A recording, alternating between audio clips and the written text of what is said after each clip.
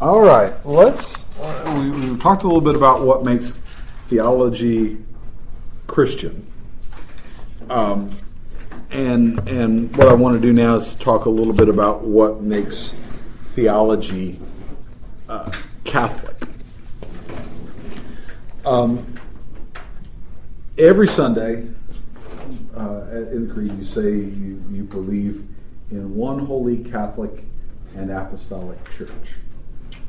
So what in the world do those four affirmations mean? One is probably not too hard to sort of figure out. You know, Jesus has one body, not two; one church, not two. You know, the idea is that the people of God are one kind of thing, not pluriform. Holy becomes a little tougher to grapple with, right? You know, because you say, okay, what sense does it make to talk about a holy church with pedophile scandals, and what sense does it make to talk about, you know, holy churches that have serial adulterers and child abusers? What are you channeling some Greeley here? Yeah, something like that. Right? So what do you do with that? Well, the one thing, you know, is to kind of talk about it in terms of essence. You know, that the church is holy in its very essence, but its accidents aren't.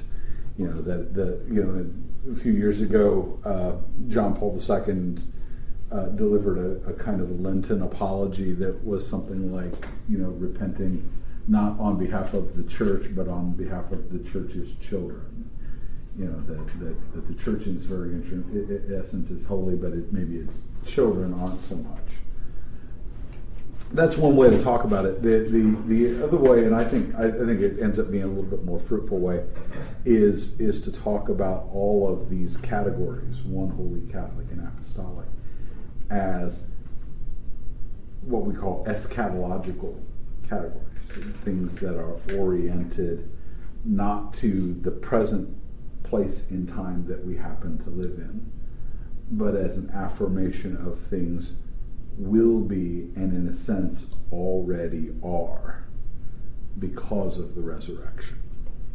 You know, when we say that Jesus is resurrected from the dead, we're saying that God has done in the middle of history what he will do generally for us all at the end, right?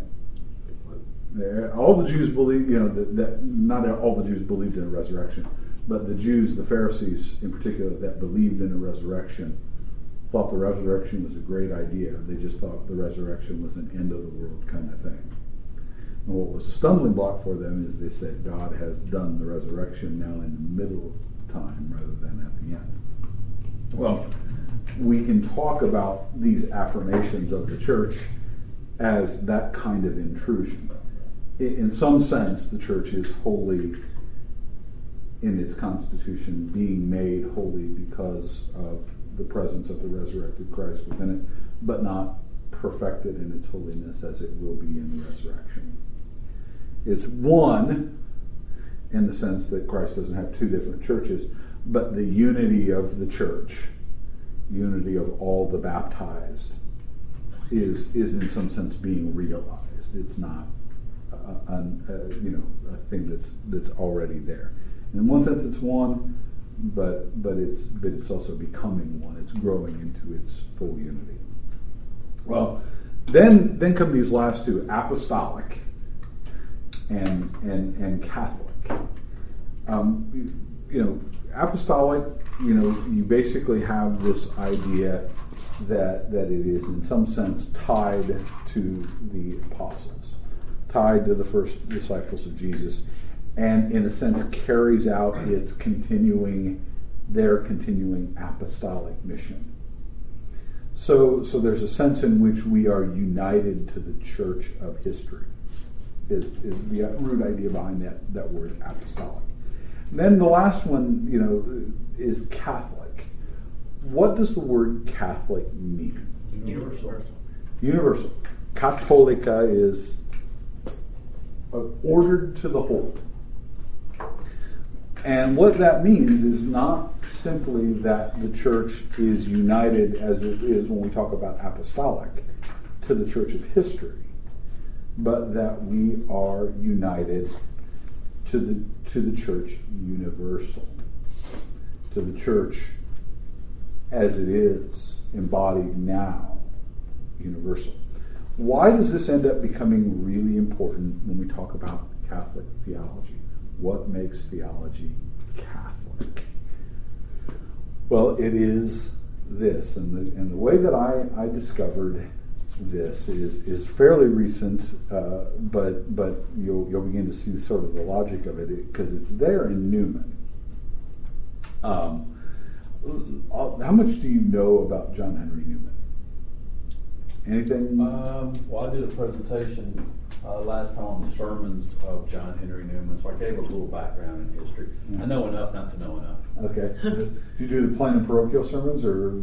I did. I should have brought it. I did a little. I touched a little bit because I read maybe 10 of them, or not even that many, but just gave a little of his view. And one of the papers I got back, gave a little history.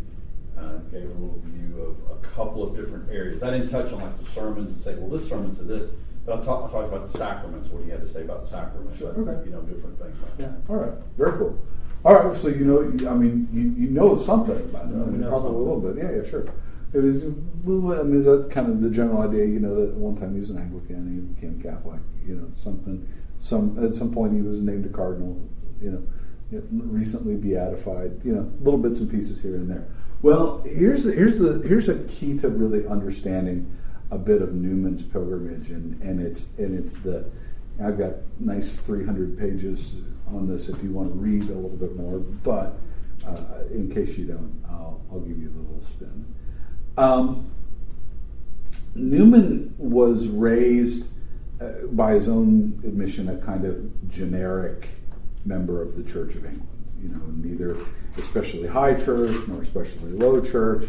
He said he knew a little bit about his catechism and he knew his Bible. Late, 18th, early 19th century Anglicanism. That's about the going rate.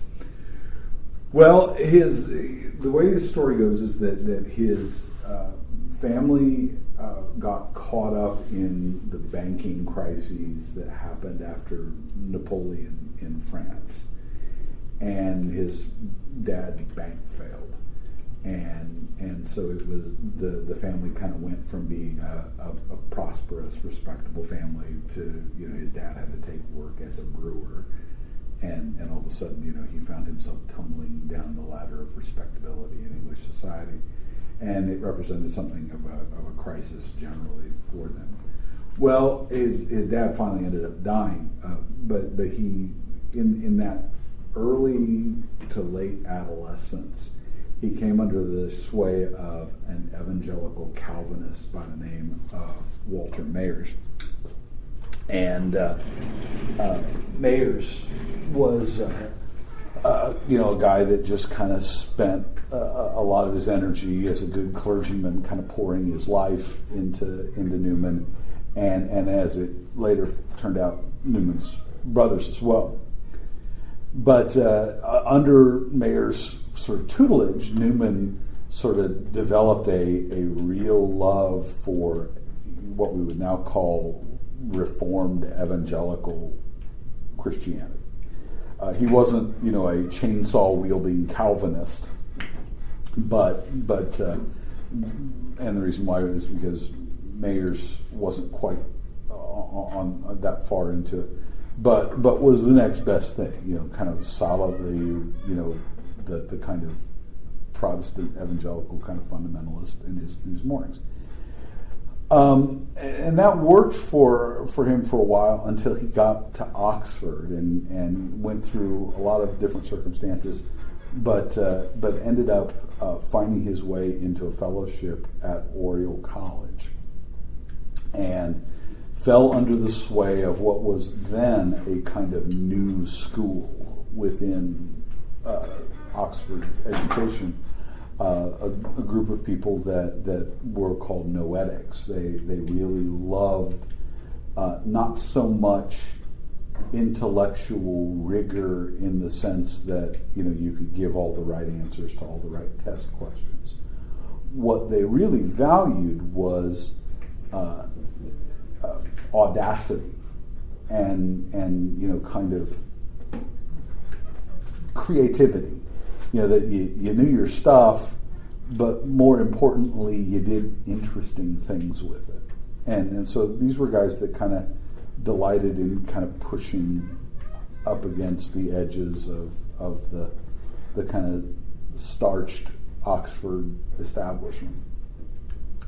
And under that, he sort of this kind of took on a kind of liberty to sort of do some study for himself academically, but these noetics also encouraged him, sometimes with a pretty hearty rebuke, to root his thinking, to root his thought in the teachings of early Christianity. And the way this worked, that was at one time, it's hard to imagine that being subversive. But, when you've got this establishment Protestant Anglicanism, going back behind that establishment Protestantism into the teachings of the fathers is a recipe for being kind of subversive. And of course, what happened was the more Newman read the writings of early Christianity, the more he pursued that part of his vocation, the more Catholic he got. And this was at a time when the Church of England was feeling all kinds of cross pressures, from Europe. You think about 19th century, and especially early 19th century. You're thinking of political upheaval in Germany. You're thinking about the French Revolution and Napoleon in France. You're thinking about 1776 and a few guys getting together and deciding that there were self-evident truths in the world. This age of revolution was very threatening to the very strict hierarchy of being that guaranteed the English establishment. The church was the church; it was established by law and well ordered.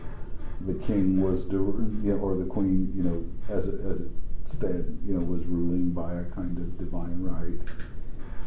Things were more or less hierarchically ordered, and all things fashioned very well. Well, revolutions tend to subvert that, and you also have the beginning of really rigorous historical inquiry. This is when Gibbon is writing his history of the Roman Empire.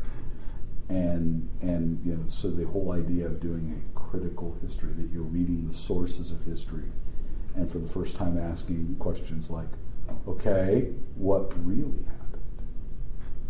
It's a novel way to explore your historical heritage, is to sort of look behind the well-told tale to say, okay, well, what's going on? Well, this infected biblical studies, so that now we're not just talking about the history of people generally, we're talking about the history of Jesus, being able to make a distinction now between the historical Jesus and or the Christ of faith and the Jesus of history.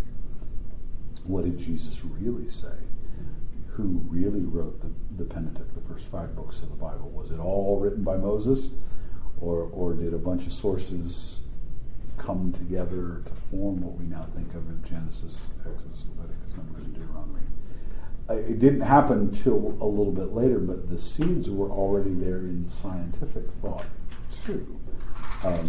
Darwin didn't write until much later in the centuries, but there were already, premonitions of what would become evolutionary history. And part of that's rooted in the way people are looking at history. They see that history develops, thinking develops through history. It's affected, thinking is, philosophy is, theology is, by contingent historical events. Well, you start thinking too far in that direction, and all of a sudden you're going to be able to say things like, and maybe our natural